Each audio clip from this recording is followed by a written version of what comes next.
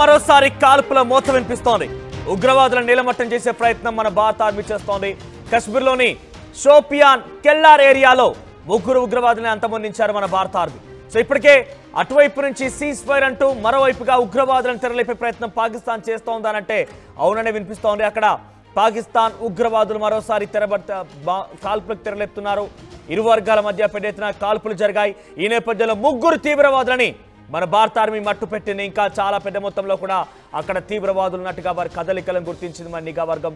అక్కడ డైరెక్ట్గా Rashtriya rifles unit రంగంలోకి దిగింది. వారిని నీలమట్టం చేసే ప్రయత్నం చేస్తోంది. కనిపించిన వారిని కనిపించినట్టుగా అంతమొందించే ప్రయత్నం చేస్తోంది. ఉగ్రవాదుల కోసం కార్డెన్ సెర్చ్ నిర్వహిస్తోంది కెల్లార్ ఏరియాలో. కశ్మీర్ డిస్టిక్ షోపియాన్ ప్రాంతంలో కెల్లార్ ఏరియాలో ప్రస్తుతం ఈ ఆపరేషన్ కుంబింగ్ కొనసాగుతున్న ఆపరేషన్ కెల్లార్ పేరిట రైఫిల్స్ టీం రంగంలోకి దిగింది. ఇక్కడ మీరు చూస్తున్నటువంటి ఈ ట్వీట్ అఫీషియల్ గా ఏడీజీపీ ఇన్ ఆర్మీ విడుదల చేసినట్టు ట్విట్టర్ అంశం ఇది. On 13th May 2025 based on specific intelligence of Rashtriya Rifles unit about presence of terrorists in general area Shoyakal Kellar, Shopian Indian Army launched a search and destroy operation. During the operation terrorists opened heavy fire. అలా చాలా పక్కాగా అక్కడ ఉగ్రవాదులు ఉన్నట్టుగా సమాచారం అందుకున్నటువంటి మన భారతీయ army ఒక్కసారిగా రంగంలోకి దిగిపోయి ఆపరేషన్ మొదలుపెట్టింది. అక్కడ కుంబింగ్ కొనసాగించింది. నేపథ్యంలోనే అటువైపు నుంచి కాల్పులకు తెరలేపారు ఆ ఉగ్రవాదులు.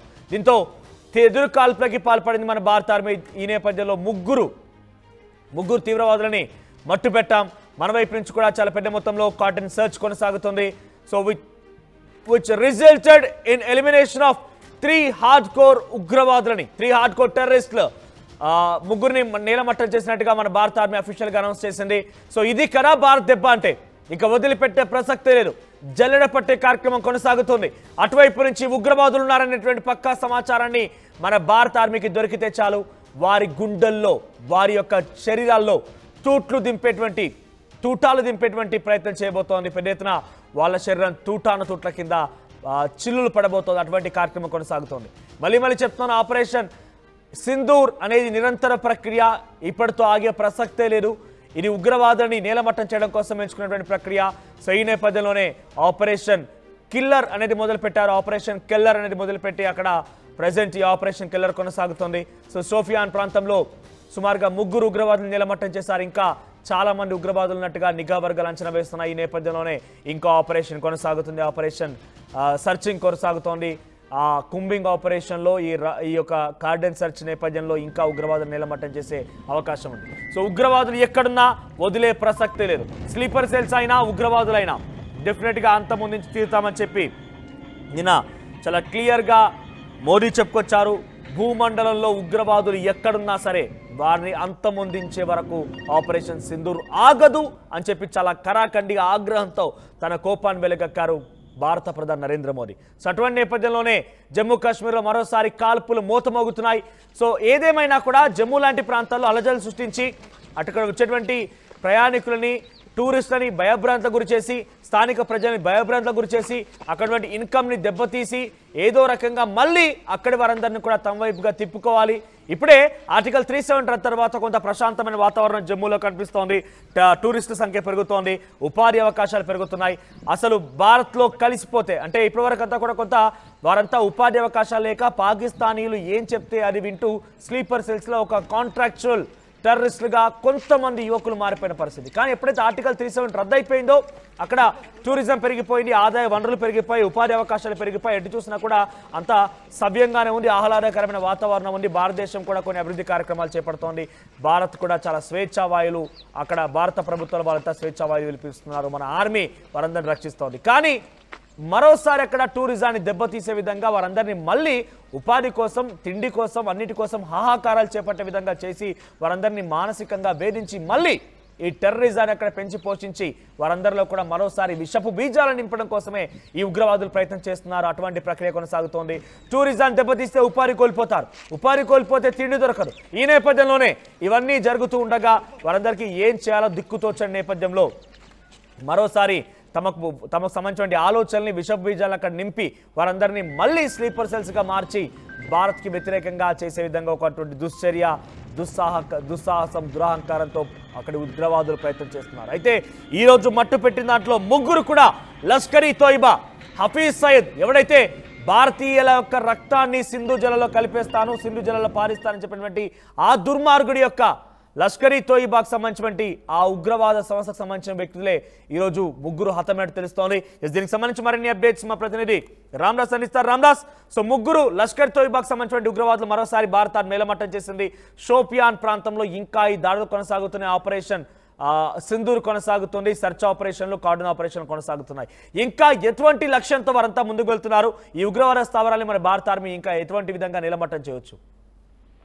వాస్తవానికి కాల్పుల విరమణ ఒప్పందం తర్వాత ఇది మొదటి ఎన్కౌంటర్ అని చెప్పొచ్చు. జమ్మూ కాశ్మీర్ షోపియాన్ డిస్ట్రిక్ట్ లో ఇది ఉదయం 10 గంటలకు భద్రతా దళాలకు అనుమానిత ఉగ్రవాదుల మధ్య భారీ ఎన్కౌంటర్ చోటు చేసుకుంది. ఈ ఎదురు కాల్పులు మొదట కుల్గామ్ లో ప్రారంభమై దాదాపు షోపియాన్ లోని షుక్రూ కెల్లర్ ప్రాంతం వరకు కొనసాగాయి. ఎన్కౌంటర్ లష్కర్-ఇ-తైబాకు చెందిన ముగ్గురు టెర్రరిస్టులు అక్కడక్కడే హతమైనట్టుగా భద్రతా బలగాలు అయితే వెల్లడిస్తున్నాయి. ఈ ఆపరేషన్ లో భారత సైన్యం, జమ్మూ అండ్ కాశ్మీర్ పోలీస్, అలాగే పారామిలిటరీ దళాలు సంయుక్తంగా పాల్గొన్నాయి. షోపియాన్ జిల్లా షుక్రూ కెల్లర్ ప్రాంతంలో ఉగ్రవాదులు సంచరిస్తున్నారనే పక్కా సమాచారంతో సెర్చ్ ఆపరేషన్ చేపట్టినట్లుగా అధికారులు అయితే వెల్లడించారు. ఉదయం 10 తర్వాత ప్రారంభమైన ఎదురుకాల్పులు ఇంకా కొనసాగుతున్నాయని తెలుస్తుంది. ఇటీవల పహల్గామ్ టెర్రర్ అటాక్ లో 26 మంది పౌరులు మరణించిన నేపథ్యంలో ఉగ్రవాదులు సంచరిస్తున్న సమస్యాత్మక ప్రాంతాల్లో భద్రతా బలగాలు అయితే కార్డినెన్స్ సెర్చ్ నిర్వహిస్తున్నాయి. విస్తృతంగా తనిఖీలు చేస్తున్నాయి. అందులో భాగంగానే ప్రస్తుతం ఈ కూడా ఎన్కౌంటర్ లో హతమైనట్టుగా తెలుస్తోంది. ముఖ్యంగా లష్కర్-ఇ-తైబాకి అనుబంధంగా ఉన్న LETతో అనుబంధంగా ఉన్న ఈ ముగ్గురు ఉగ్రవాదులు హతమైనట్టుగా తెలుస్తుంది. గత నెలలో పహల్గామ్ లో జరిగిన ఘోరమైన దాడికి కారణమని భావిస్తున్న ఉగ్రవాదులపై విస్తృతమైన అణచివేత కొనసాగుతున్న నేపథ్యంలో ఈ ఎన్కౌంటర్ అయితే ప్రస్తుతం చోటు చేసుకుంది. కిల్లర్ ప్రాంతంలో ఉగ్రవాదులోనికి నిఘా సమాచారం అందడంతో జమ్మూ కాశ్మీర్ పోలీస్ అండ్ భారత సైన్యం, CRPF లతో కూడిన జాయింట్ ఆపరేషన్ ఇది. సో దీంట్లో ఉమ్మడి బృందం ఒక అనుమానిత రహస్య స్థావరాన్ని సమీపించగానే ఉగ్రవాదులు కాల్పులు జరిపారు. వెంటనే దానికి ప్రతీకార చర్యలకు దిగినామంటూ ఈ ఆపరేషన్ సంబంధించినటువంటి కొన్ని అంశాలను వెల్లడిస్తున్నారు. వాస్తవానికి ఇది సున్నితమైన అంశం కాబట్టి పోలీస్ అంశాలు వెల్లడించడానికి భారత ఆర్మీ ఆఫీసర్లు ఇష్టపడారు. సో కాల్పులు అయితే ఇంకా కొనసాగుతున్నాయి. సో ఇంకా అడిషనల్ ఫోర్సెస్ డిప్లాయ్ చేస్తున్నామంటూ అంతవరకు అయితే సమాచారం ఇవ్వగలిగారు. సో దీంట్లో ముగ్గురు టెర్రరిస్టులు హతమయ్యారు. వారి గుర్తింపుకు సంబంధించిన నిర్ధారణ ఇంకా చేయాల్సిన పరిస్థితి కనబడుతుంది. సో ఏప్రిల్ 22న పహల్గామ్ ఉగ్రవాద దాడిలో పాల్గొన్నట్టు భావిస్తున్న ముగ్గురు మోస్ట్ వాంటెడ్ ఉగ్రవాదులకు సంబంధించి ఇప్పటికే పోస్టర్లు అతికించారు.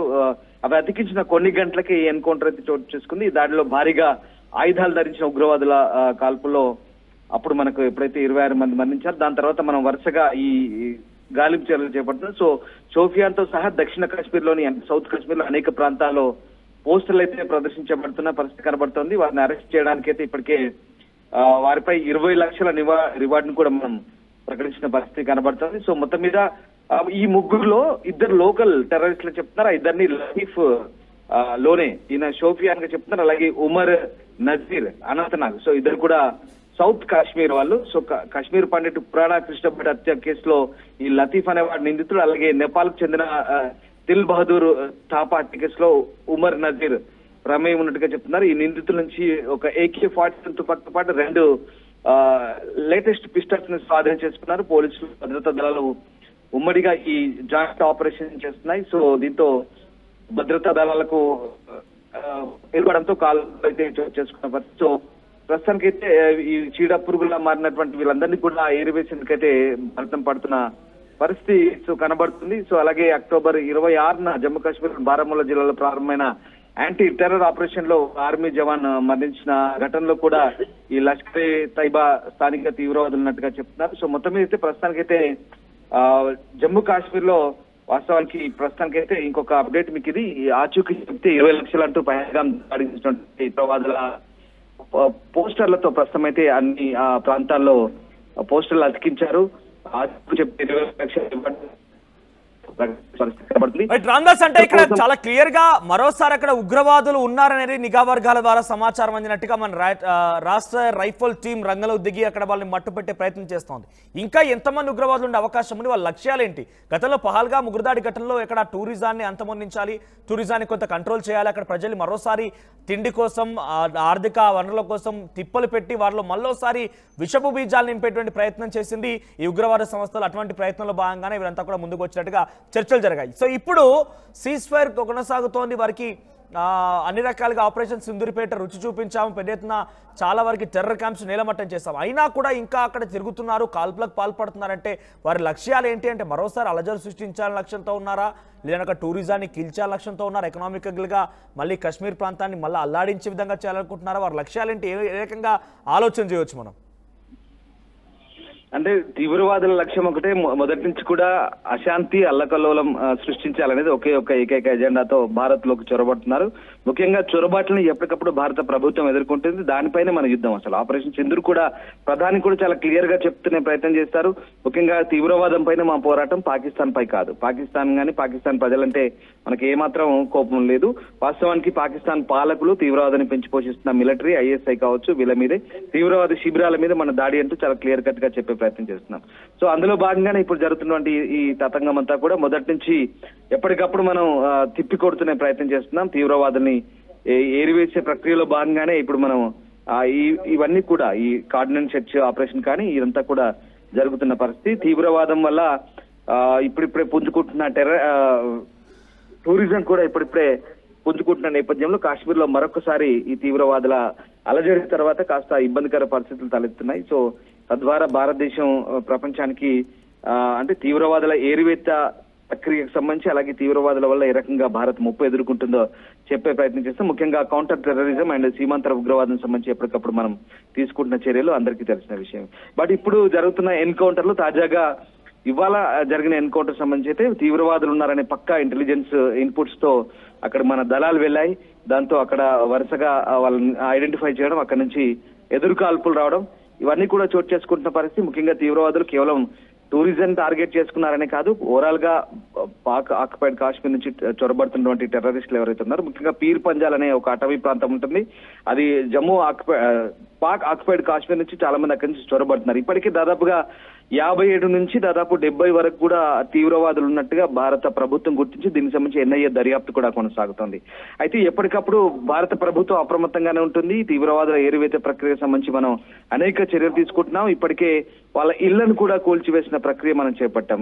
ఎవరైతే ఈ దాడుల్లో పాల్గొన్నారో తీవ్రవాదులను, వాళ్ళందరినీ కూడా మనం గుర్తించే ప్రక్రియ కూడా చేశాం. ముఖ్యంగా ఉగ్రవాదుల కాల్పుల నేపథ్యంలో మనం వాటిని తిప్పికొట్టే ప్రయత్నం చేస్తున్న పాటు పహల్గామ్ ఉగ్రదాడిలో కీలకంగా వివరించిన పాకిస్తానీ టెర్రరిస్టులు ఆదిల్ హుసేన్ థోకర్, అలీభాయ్, అలాగే హాషిమ్ మూసా టెర్రరిస్ట్ ఫ్రీ కాశ్మీర్ పోస్టర్లు అతికించిన కొద్దిసేపటికి ఇది మనం జరిగింది. ఈ ముగ్గురి ఫోటోలతో కూడిన పోస్టర్లు అయితే మనం ఇవాళ కొద్దిసేపటి క్రితమే ఆ పోస్టర్లు అతికించి వీళ్ళ ఆచూకీ చెప్తే 20 లక్షల రివార్డు కూడా ప్రకటించిన పరిస్థితి. సో పహల్గామ్ దాడిలో ఈ ముగ్గురు కీలక పాత్ర పోషించారు. మీరు చెప్తున్న టూరిజం యాంగిల్లో కనుక నేను చెప్తే కనుక ఈ ముగ్గురు ఉగ్రవాదులు కూడా చాలా ఇబ్బందికర పరిస్థితులను మళ్ళీ భారతదేశంలో ఆ పర్యాటక రంగాన్ని దెబ్బతీసే ప్రయత్నం చేశారు. నిజంగా చాలా ఎఫెక్టివ్ పడింది.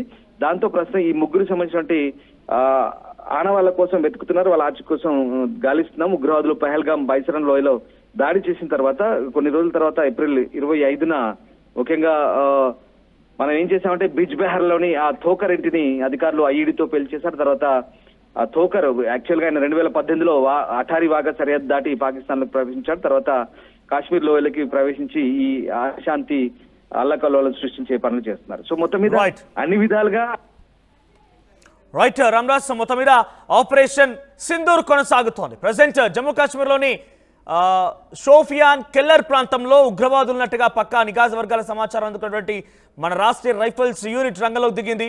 ఆ ముగ్గురు ఉగ్రవాదులను నేలమట్టం చేసింది. ఇంకా చాలా మంది అక్కడ ఉగ్రవాదులున్నట్టుగా కార్డన్ సర్చ్ ఆపరేషన్ కొనసాగిస్తున్నారు. ఇప్పటి వరకు ఆ ముగ్గురిని హతమార్చిన నేపథ్యంలో అందరూ కూడా లష్కర్-ఈ తోయిబాకి సంబంధించినటువంటి ఆ ఉగ్రవాద సంస్థకు సంబంధించిన ఉగ్రవాదులు గుర్తించారు.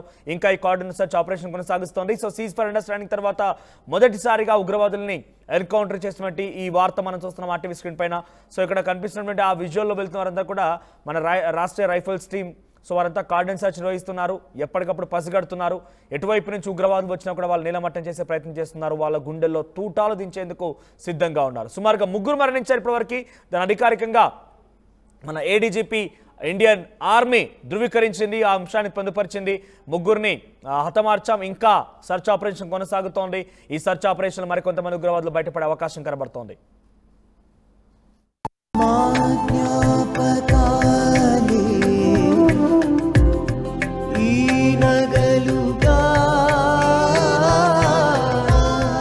నీపైనా అమ్మాయి గౌరవాన్ని అమ్మలా కాపాడుతుంది. Gokulam signature jewels,